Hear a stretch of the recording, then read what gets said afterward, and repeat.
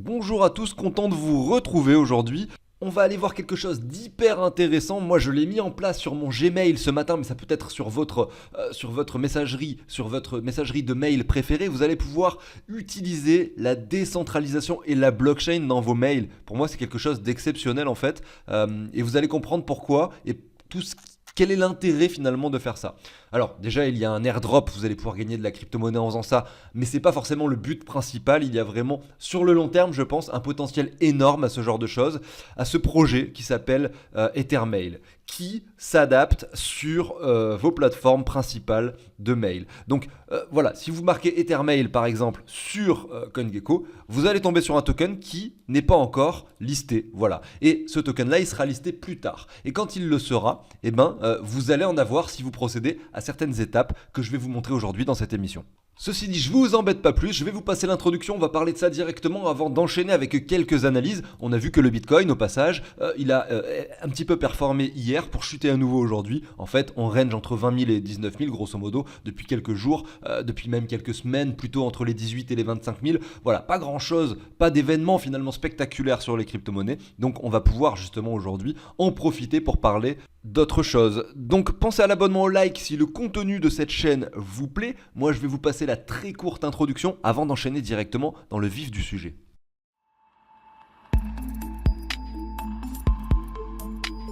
Allez, c'est parti, donc je vais commencer ce début d'émission avec un petit tutoriel qui va être assez court, 2-3 minutes pour vous montrer comment est-ce que vous pouvez connecter votre portefeuille MetaMask à Ethermail et profiter justement de ce service et toucher l'airdrop, c'est ça qui est intéressant, toucher l'airdrop des 250 EMC. Le token définitif, on l'a vu tout à l'heure, il s'appellera EMT. Vous voyez? Donc là, vous allez toucher des EMC, il y aura un ratio de conversion entre l'un et l'autre plus tard. Voilà, c'est quelque chose qu'il faut savoir. Après ce tutoriel, on verra pourquoi est-ce que c'est intéressant et en quoi ce projet résout quand même pas mal de problèmes. Sous cette vidéo, dans la description, en cliquant sur le plus ici ou sur le titre en fonction si vous êtes sur le téléphone ou sur le PC, je vais vous mettre un lien, voilà, le lien qui vous ramènera directement sur ce site, comme ça vous êtes sûr d'arriver au bon endroit. Sachez que c'est un lien de parrainage, vous n'êtes pas obligé de l'utiliser, malgré tout ça ne vous fait aucun avantage de l'utiliser, moi simplement ça soutient la chaîne et ça permet pour ma part d'avoir quand même des tokens EMC en plus. Voilà, donc comment ça marche? Une fois que vous êtes sur ce site, vous allez cliquer sur le lien, vous allez tomber exactement sur cette page, vous allez faire Sign up for free. Alors, ce qu'il faut savoir, c'est que quand vous allez vous connecter, en fait, ils vont vous demander de vous connecter à votre portefeuille décentralisé. Moi, pour ma part, c'est MetaMask.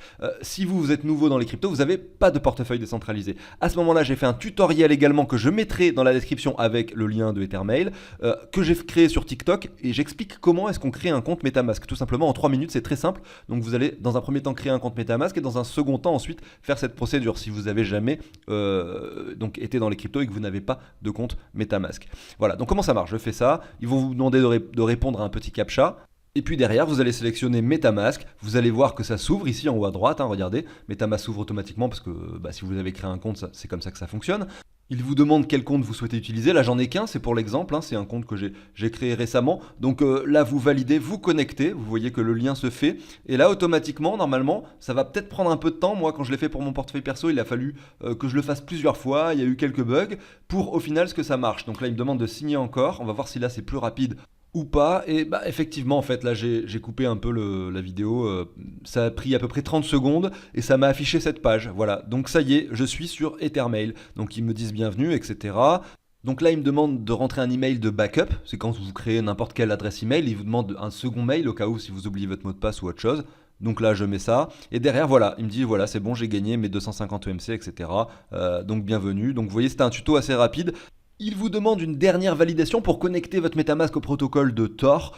Voilà, ça montre à quel point c'est finalement sécurisé comme système. Derrière, vous voyez, il suffit encore de signer. Et derrière, c'est OK, votre adresse email sur la blockchain, sur Ethermail, complètement décentralisée et configurée. Bien sûr, aujourd'hui, on va pousser les choses un petit peu plus loin pour comprendre vraiment à quoi ça sert et peut-être même vous donner envie, peut-être dans le futur, d'utiliser cette boîte mail.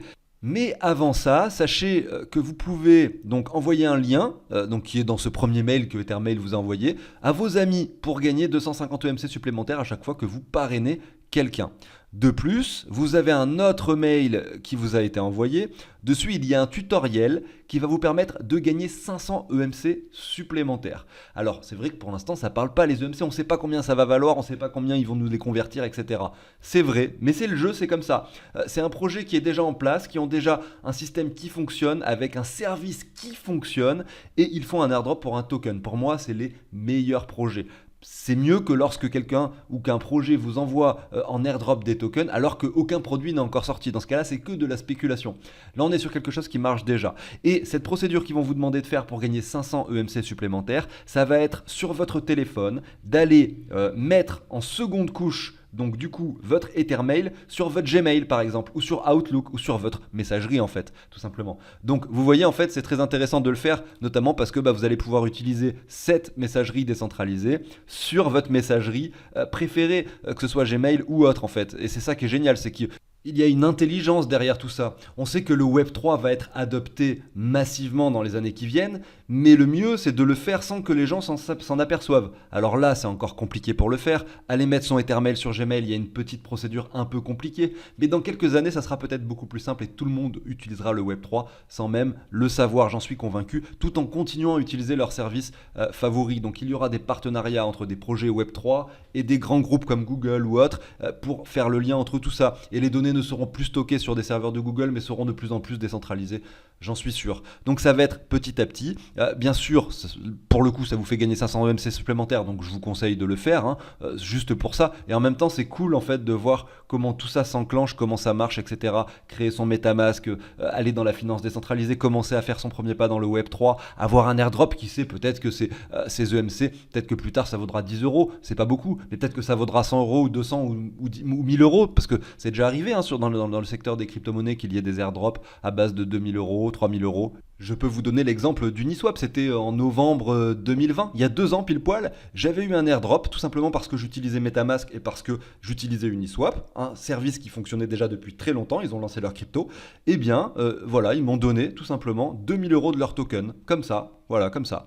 Donc c'est vrai que des fois, ça arrive qu'on fasse vraiment des beaux coups sur des airdrops. Ceci étant dit, on va parler de ce projet. Qu'est-ce que ça peut résoudre comme problème? Quel est l'intérêt d'avoir une adresse email décentralisée? C'est parti, on enchaîne.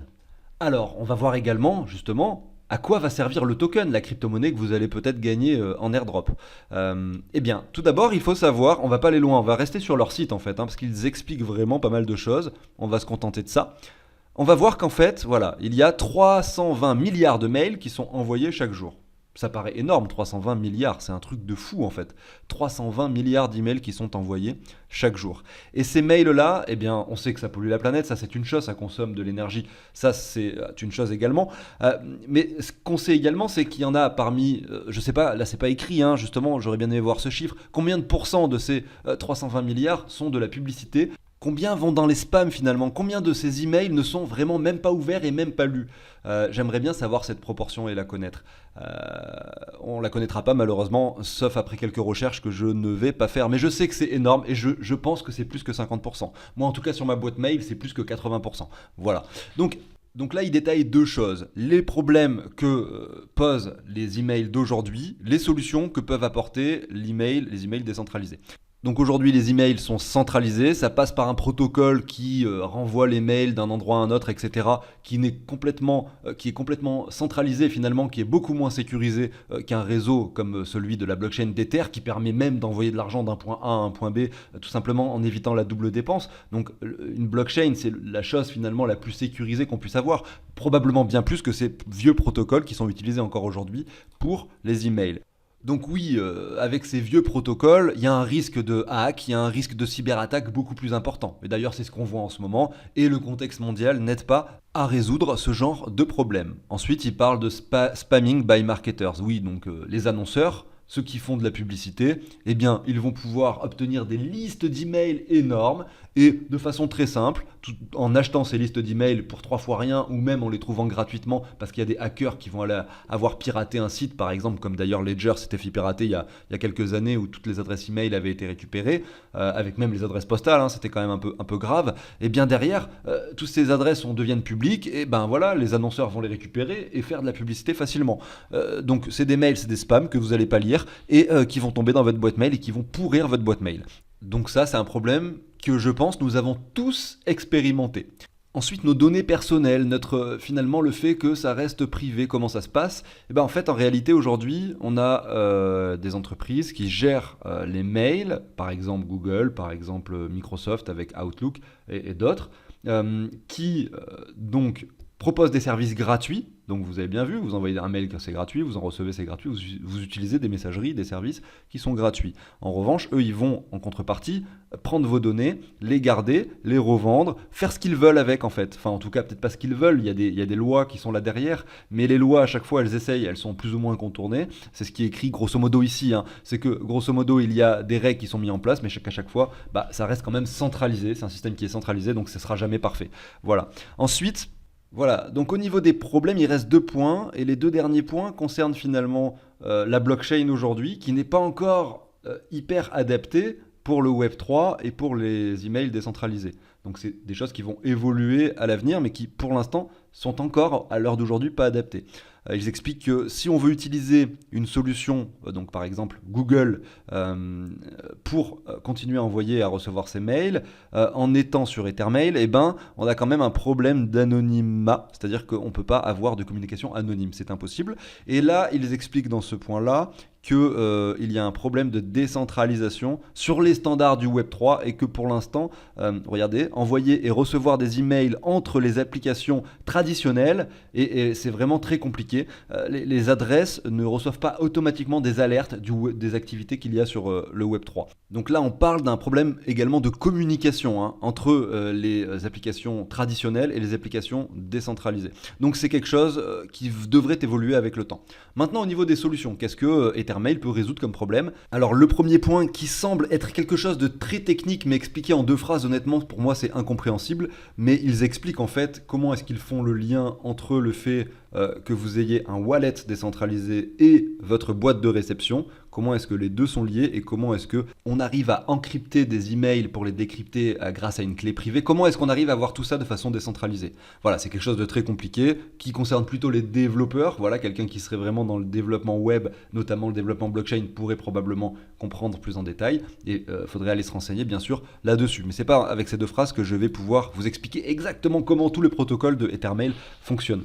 Derrière, on va voir d'autres choses. Il y aura quelque chose qui va s'appeler The Paywall. Et en fait, The Paywall, c'est tout simplement un endroit où vous allez pouvoir gagner de l'argent. Et c'est là que c'est très intéressant. C'est que les spams vont être filtrés. Vous allez recevoir que des emails d'annonceurs qui souhaitent et qui auront payé pour vous envoyer un email. C'est-à-dire que ça va être vraiment beaucoup mieux ciblé et vous, lorsque vous allez le lire, cet email, vous allez recevoir des récompenses. Alors là, vous allez me dire, oui, mais je comprends pas si l'annonceur paye pour envoyer des emails alors qu'aujourd'hui, sur le système actuel, ils arrivent à pirater des mails ou à en avoir gratuitement. Quel est l'intérêt pour lui de passer pourquoi est-ce que c'est mieux pour lui en fait de passer par ça?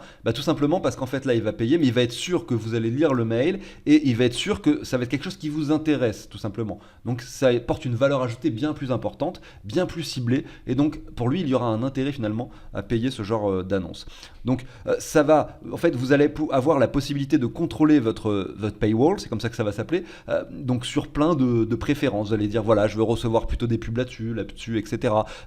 Il va y avoir une connexion qui va se faire entre ce que vous avez sur votre MetaMask. Admettons que sur votre MetaMask vous ayez une dizaine de crypto-monnaies, voilà, vous allez pouvoir choisir de recevoir des mails de publicité liés à ces 10 crypto-monnaies là. Donc ils vont faire le lien directement avec le fait que vous en possédez sur votre MetaMask et le fait que vous puissiez recevoir ces pubs. C'est comme ça que ça peut également cibler facilement les choses. Si vous avez un NFT sur Bored App par exemple, eh bien vous allez peut-être avoir des infos sur ça également par mail, sur les news, sur ce qui se passe dans le projet, etc.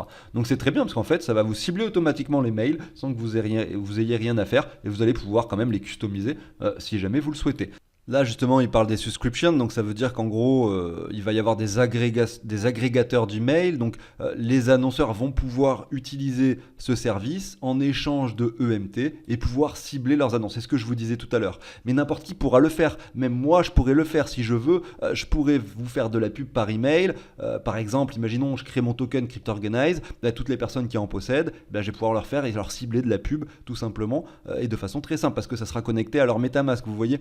Donc ça pourrait être de la pub sur des t-shirts que je vendrais ou n'importe quoi, quelque chose, ou peut-être un service que je vendrais, enfin on peut imaginer tout et n'importe quoi. En tout cas, c'est pas du tout ce que j'ai l'intention de faire, je vous parle simplement d'une idée. Et en fait, ça je pourrais pas le faire avec le système de mail actuel en fait. Parce que, à qui je vais envoyer mes mails en fait? Je vais chercher des listes d'emails et je vais aller spammer les gens comme ça. Non, ça sert à rien et puis ça marchera même pas de toute façon. Donc en fait, ça sera même pour les annonceurs, ça sera forcément beaucoup plus pratique. Voilà, je pense qu'en fait j'ai fait le tour à peu près des choses très intéressantes par rapport à tout ça. Je vous invite à lire un peu la suite, à regarder cette petite vidéo de votre côté. Je vais m'arrêter là pour Ethermail. Je vous invite à regarder les partenaires également. Donc il y a quand même ether.org, donc tout simplement l'organisation d'Ethereum. Donc c'est quand même un truc de fou. Et derrière vous avez Celo, vous avez Flow, donc des crypto-monnaies que je possède dans mon portefeuille, dont je vous parle régulièrement. Puis vous avez ensuite d'autres énormes partenaires que je vous invite à regarder. C'est intéressant d'aller se renseigner par soi-même et de ne pas foncer tête baissée dans quelque chose dont je vous parle, hein. C'est bien quand même d'aller faire ses propres recherches avant d'aller agir sur directement Ethermail. On va continuer maintenant avec quelques analyses. Alors, je vais pas en faire beaucoup, on va parler du Bitcoin, on va le regarder rapidement, on va regarder l'altcoin dominance comme j'aime bien faire d'habitude, et on enchaînera pourquoi pas avec une ou deux cryptos. Donc aujourd'hui, on a un Bitcoin qui est relativement bas, ces 3 derniers mois on fait que chuter, on est sur le point bas, hein. Regardez ici, 19 100 $. Le point le plus bas, c'était les 17 900 ici en juin 2022, mais on y est resté vraiment pas longtemps avant de rebondir. Donc oui, là, on se demande quand même si c'est pas forcément un petit peu intéressant d'acheter après une chute telle que l'on a subie ici depuis le mois de novembre 2021 sur le Bitcoin. Donc une perte de valeur quand même énorme de 75% environ. Le RSI qui vient chercher la zone de survente, la divergence qui commence à se dessiner. Moi, je dis ça sent bon pour les semaines qui viennent, mais attention, on n'est pas à l'abri d'une petite chute en dessous de cette mèche, voire peut-être même un retour aux 14 000 $ sur le Bitcoin. Au niveau de l'altcoin dominance, et moi j'aime bien regarder l'altcoin dominance, pourquoi? Parce que j'ai quand même beaucoup de crypto dans le portefeuille, j'ai du fiat certes, j'ai pu me sécuriser certes, mais aujourd'hui j'ai quand même pas mal de crypto, et quand je vois ça, je me dis voilà, les Ethers que j'ai, c'est intéressant de le vendre quand l'altcoin dominance est élevé, et inversement c'est intéressant plutôt donc d'avoir du Bitcoin quand on est haut sur le graphique, et d'avoir des altcoins quand on est bas. Là on est en train de chuter, et cette semaine, regardez, commence à nouveau dans le rouge, on a eu 2 bougies hebdomadaires extrêmement négatives pour rebondir légèrement, et là, est-ce qu'on a ravalé d'ailleurs? C'est intéressant de se poser cette question. Oui, on a ravalé la bougie précédente sur celle-ci, donc ça c'est quelque chose d'un peu bullish. Malgré tout, on voit que la semaine on la réentame dans le rouge, et je serais pas étonné qu'on revienne chercher déjà cette ligne dans un premier temps, et c'est la ligne sur laquelle clairement je commencerai à nouveau donc à revendre des bitcoins pour des altcoins. Donc oui, est-ce que c'est intéressant d'acheter des altcoins maintenant, sachant qu'on est dans un contexte de marché baissier, que l'altcoin dominance est très élevé? C'est franchement, la question se pose vraiment. On va aller voir le graphique de l'Ether d'ailleurs pour voir un petit peu ce qui se passe sur l'Ether par rapport au dollar par exemple. Et on peut regarder l'Ether par rapport au Bitcoin également. En fait, ce qui est intéressant, c'est que vous avez un Bitcoin donc, qui a perdu 75% de sa valeur. L'Ether, lui, a plutôt perdu 81%. Donc vous voyez que l'Ether, qui est la deuxième plus grosse crypto-monnaie après le Bitcoin, est un peu plus volatile. C'est-à-dire que quand elle chute un peu plus. Quand elle monte beaucoup plus, en tout cas dans les mois précédents. Donc elle a été beaucoup plus puissante que le Bitcoin ces dernières années. Et ça se justifie par plein de choses. Notamment le fait que le Bitcoin, à part jouer un rôle de réserve de valeur, n'a pas grande utilité. On va pas aller payer son café ou son pain à la boulangerie avec du Bitcoin. Peut-être qu'avec d'autres crypto-monnaies ça serait possible, des blockchains qui sont beaucoup plus scalables et beaucoup plus rapides, et ça peut exister grâce par exemple à l'Ether et au réseau d'Ether qui permet de produire des smart contracts et plein d'autres crypto-monnaies également par-dessus. Alors je parle de l'Ether, ça peut être également d'autres blockchains comme celle de Solana ou autres. Est-ce que c'est vraiment un objectif en soi d'avoir la possibilité de payer dans les commerces avec des crypto-monnaies? Je sais pas, moi honnêtement c'est pas mon rêve en fait. Et puis de toute façon, les États contrôleront toujours la monnaie. Je ne pense pas qu'on puisse arriver dans un monde où on paye tout en crypto. À savoir que de toute façon, toutes les choses que vous pourriez payer en crypto aujourd'hui, c'est quand même imposable et taxable par l'État, hein, de toute façon. Donc je pense pas que ce soit une priorité de vouloir ce genre de choses en fait dans le monde dans lequel on vit. Je pense qu'effectivement, on aura des monnaies numériques qui seraient sur des systèmes distribués, donc des registres distribués, on peut dire des blockchains, mais privés, détenus par les banques et contrôlés également par l'État. Enfin, en tout cas, j'espère que l'argent sera à nouveau contrôlé par l'État et pas uniquement que par les banques, parce que c'est un peu le problème de notre monde d'aujourd'hui, j'ai l'impression. Et en fait, Je pense que ça, on peut imaginer que si c'est sur une blockchain privée, il peut y avoir un lien avec les blockchains, etc. Et qu'il peut y avoir un lien entre les monnaies que l'on connaît aujourd'hui complètement décentralisées et ces futures monnaies d'État qui seront partiellement, enfin, ou même quasiment complètement centralisées, mais qui fonctionneront sur des registres distribués et qui seront plus numériques et plus digitalisés qu'aujourd'hui. Bref, je m'égare complètement là, je sais pas pourquoi. Je retourne à mes moutons, à savoir l'Ether. L'Ether, lui, vous voyez, il est à 1300 $. Le point le plus bas qu'il a atteint ici, en juin, c'était 900 $.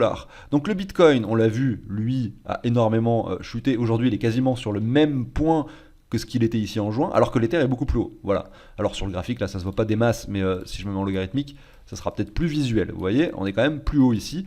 Entre 1300 ici et 900 $, il y a quand même en pourcentage ici 30% de différence. Donc si l'Ether revient sur ce point-là, effectivement, elle rattrape son retard et finalement fait comme le Bitcoin, eh bien on aurait un Ether qui reviendrait sur les 900 $. C'est quelque chose d'envisageable, surtout quand on a vu que l'alcool dominance avait touché une résistance très importante. Voir un Ether qui redescend vers les 900 voire 700 $, c'est possible. Et derrière, eh bien oui, hein, est-ce que on va aller casser ces niveaux par le bas ou est-ce qu'on va rebondir? Ça, on n'en sait rien. On voit sur le RSI qu'on est quand même très très haut, on est sur les 40 quasiment, hein, alors qu'on a touché également le point de survente. Si on regarde l'historique de l'Ether qui est beaucoup moins important que celui du Bitcoin, c'est pareil, la même chose. À chaque fois qu'on a trouvé un point bas de survente sur le RSI, en tout cas il y en a eu qu'une occurrence ici, hein, je n'ai pas 36 000 occurrences à vous montrer, c'était en décembre 2018, et ben on a eu derrière, finalement c'était le bottom, hein.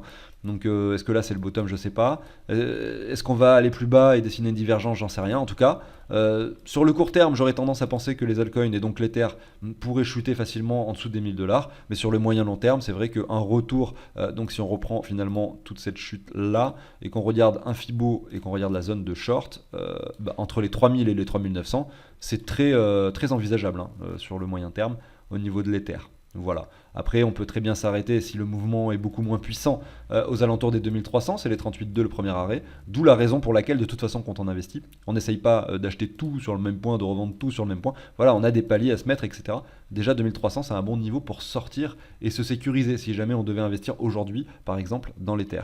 Alors j'ai une dernière chose à dire par rapport à l'Ether, mais c'est assez intéressant, je pense, c'est de se dire que voilà, on a une altcoin dominance qui est élevée. Donc c'est pour ça que je présuppose que l'Ether peut chuter. En revanche, si jamais on a un Bitcoin qui, par exemple, demain, donc le 29 septembre 2022, le Bitcoin prend 10-15%. Évidemment, je pense vraiment pas que ça va arriver. Je suis en train de dire un petit peu quelque chose de... Voilà, je spécule. Admettons le Bitcoin, dans les jours qui viennent, se retrouve finalement à 22 000, ensuite 25 000, 30 000 $, 35 000 $. Admettons que dans une semaine, le Bitcoin soit à 35 000 $. Un truc de fou, quoi, voilà. Un truc de malade. Et que l'Ether, lui, passe par exemple de 1300 à 1600 $. Vous voyez? Donc là, ça veut dire qu'on aura eu une altcoin dominance qui va chuter énormément. Parce que l'Ether, lui, aura pris par exemple 18%, pendant que le Bitcoin en aura pris par exemple 30 ou 40 ou voire 50%. Donc là, à ce moment-là, on a un Bitcoin qui surperforme les altcoins. On aurait donc finalement une altcoin dominance qui chuterait avec un Bitcoin qui monte. C'est un scénario qu'on a régulièrement vu, que l'on n'a pas vu depuis le début de ce bear market, parce qu'il n'y a jamais eu de vraies et de réelles performances sur le Bitcoin. Mais quand ça va arriver, c'est possible que ce genre de choses se produisent. Et si ça se produit, eh bien, on aura l'alcoin dominance qui va chuter. Et à ce moment-là, eh bien, par contre, on pourra se dire que effectivement, l'Ether pourrait suivre par la suite le Bitcoin. C'est souvent ce qu'on voit. Et à ce moment-là, on va oublier complètement cet objectif des 900 $. Et voilà, on aura un Ether à 1600. Et là, ça deviendra même intéressant de l'acheter plus haut que le prix d'aujourd'hui, c'est-à-dire 1600, parce que voilà, hein, on a le Bitcoin qui monte et derrière, généralement, on a une euphorie qui s'opère sur les altcoins par la suite. Je ne sais pas si c'est quelque chose qui peut encore se produire ici, aujourd'hui, encore en 2022, parce que le Bitcoin est quand même vachement moins dans la tête des gens. Peut-être c'est vachement moins quelque chose d'intéressant qu'avant. C'est le leader du marché, mais beaucoup se posent des questions sur le Bitcoin. Ça ne sert pas à grand chose, contrairement à d'autres crypto-monnaies. L'Ether, ça commence à devenir quand même extrêmement connu. Donc peut-être qu'en fait, ce que je suis en train de vous dire, c'est quelque chose qui ne pourra pas se passer. Peut-être que les deux performeraient en même temps. Malgré tout, si on regarde l'historique, c'est quelque chose qui s'est produit à de nombreuses reprises. Et il faudra être attentif à ça. Et si ça se produit, il faudra le repérer. Et bien sûr, moi j'en parlerai sur la chaîne. Voilà. Donc on va continuer avec, on peut analyser par exemple le Binance Coin. En fait, je fais les plus grosses, hein, je ne m'ennuie pas ici. Par rapport au dollar, le Binance Coin ici qui en fait se comporte pas trop mal en fait en réalité. Vous avez vu juste avant l'Ether qui lui était à 30% de son plus bas. Le Binance Coin lui est à 30% également, 33%. Donc on est sur quelque chose de similaire. Malgré tout, vous voyez, on est au même niveau qu'ici en mai 2021. Alors que sur l'Ether, en revanche, on est quand même beaucoup plus bas que le mois de mai. Ici, c'était mai 2021. Vous voyez, on est quand même descendu en dessous complètement. Donc, on a un Binance Coin qui se comporte beaucoup mieux et qui, je pense, a un avenir radieux devant lui, bien sûr. Donc, c'est une crypto-monnaie à suivre avec attention pour moi. C'est la troisième plus grosse du marché. Et je pense que le flippening, s'il se fait pas avec l'Ether, il se fera avec le Binance Coin. Je sais que c'est assez fou de dire ça, mais voilà, on est à 44 milliards de capitalisation pour 158 milliards pour l'Ether. On est quand même bien plus bas que l'Ether pour l'instant. Mais je sais pas, j'ai un sentiment, un pressentiment sur le Binance Coin. J'ai écouté des podcasts à ce sujet et au fait qu'ils ont vraiment envie de faire en sorte qu'une adoption massive se produise grâce à l'écosystème de la Binance Smart Chain. Alors ça s'appelle plus la Binance Smart Chain, ça s'appelle la BNB Chain désormais. Voilà, ils ont changé le nom. Et je pense que voilà, quand on regarde comment ça s'est passé en 2021, comment ça a évolué, moi quand j'étais dans les projets crypto, j'utilisais la Binance Smart Chain. C'était le truc que j'utilisais le plus. Est-ce que ça sera encore comme ça lors du prochain cycle? Je ne sais pas. Mais si c'est le cas, je serais prêt à parier que l'adoption massive se fera probablement grâce à cette blockchain. Est-ce qu'il y en a... Et après, tout peut arriver, il peut y avoir d'autres blockchains qui rentrent dans la partie, etc. Et finalement, en fait, tout se passe différemment. Voilà. Mais à l'heure actuelle des choses, j'aurais tendance à dire que la BNB Chain a vraiment un avenir radieux. Alors je crache pas du tout sur Ether, attention. Je pense que également l'Ether, avec les mises à jour, le passage en Proof of Stake, et ensuite avec les nouvelles mises à jour qui arriveront en 2023, et donc la réduction des frais de transaction, tout ça, ça peut vraiment être un truc de fou également. Mais voilà, je me pose des questions, je regarde un peu tout ça. Maintenant, graphiquement parlant, le Binance Coin, on est revenu par rapport au sommet dans la zone de rechargement et on est en train de construire pourquoi pas quelque chose qui pourrait s'apparenter à un W par la suite. Donc on verra bien ce qui se passe. Le petit hic sur le Binance Coin, et c'est la raison pour laquelle en fait aujourd'hui j'aurais forcément pas j'aurais pas envie d'en acheter si j'étais un nouvel arrivant sur le marché, c'est que par rapport au Bitcoin il est très très haut en fait. Si on regarde son graphique par rapport au Bitcoin, il est sur un ATH, c'est un truc de fou quoi. Le Binance Coin fait un ATH par rapport au Bitcoin en plein bear market, et si vous regardez son graphique comme ça, vous prenez un Fibo de prolongation, tout simplement comme ça. Vous voyez qu'on est revenu sur cet objectif des 61,8. Derrière, on a des objectifs plus hauts, bien sûr. Mais attention, on a également les 100. Donc pourquoi pas faire un AB égale CD, c'est-à-dire un premier mouvement qui est similaire, donc comme ça au second mouvement, vous voyez, AB égale CD. C'est possible, mais voilà, voilà, un Binance Coin qui prendrait encore par rapport au Bitcoin 20-30% peut-être, mais il y a un moment donné où voilà, on va ralentir, et puis comme je le disais, par rapport au flippening, ça risque de prendre quand même beaucoup de temps, et je serais pas étonné qu'on ait quand même un retracement du Binance Coin par rapport au Bitcoin avant qu'on ait quoi que ce soit de bullish sur cet actif. Après, parce qu'on voit vraiment ses performances, là, regardez, par rapport au mois de juin 2022, le Binance Coin a pris 56% par rapport au Bitcoin, c'est énorme en fait, tout ça en faisant un petit ATH. Voilà, donc j'en ai fini pour l'émission du jour. J'espère que ça vous a plu. Donc aujourd'hui, j'ai parlé principalement de Ethermail. Ces analyses techniques que j'ai faites étaient pas vraiment des analyses techniques. D'habitude, je fais quelque chose de plus approfondi. Si le contenu vous a plu, pensez à l'abonnement, au like, à activer la petite cloche pour ne pas manquer les émissions quotidiennes. Pour les débutants, les nouveaux, vous avez dans la description un lien qui vous ramène vers mon compte TikTok. Et là, vous allez apprendre pas mal de choses. Comment créer son compte MetaMask décentralisé, comment créer son compte Binance, envoyer de l'argent de Binance, mettre des euros, les transformer en crypto, les envoyer sur MetaMask, faire des choses avec, en commençant avec seulement 10 euros. Apprendre en fait. J'essaie de faire des vidéos tutoriels pour que vous puissiez apprendre des choses sur la blockchain, l'utiliser, voir comment ça fonctionne, voir comment est composée une transaction, à quoi ça sert, tout ça en fait. Vraiment pour les nouveaux qui arriveraient, je sais que sur TikTok il y a plus de jeunes, donc j'espère toucher aussi cette tranche de la population, parce que les jeunes d'aujourd'hui seront finalement les faisans de demain, ceux qui peut-être pourraient se découvrir une passion. Donc j'ai envie de toucher ce genre de personnes. YouTube c'est bien, je sais que la moyenne d'âge des personnes qui regardent mes émissions est plutôt située entre 30 et 35 ans. Donc je trouve que c'est bien effectivement d'avoir aussi toutes les catégories de personnes, des personnes qui ont plus d'argent, 35 ans, pour investir, c'est des personnes qui ont travaillé, qui ont sûrement une vie active, qui ont pu avoir des économies, et des personnes plus jeunes où je leur dis voilà, même avec 10 euros, vous pouvez vous amuser sur la blockchain. Le but n'est pas forcément de gagner de l'argent, mais c'est de comprendre cette technologie qui selon moi a un avenir extraordinaire pour les années à venir. On verra ça ensemble, ou pas d'ailleurs, si je me trompe. Mais ceci étant dit, je vous souhaite une excellente journée, un excellent week-end. On se retrouve probablement lundi sur la chaîne. Salut tout le monde!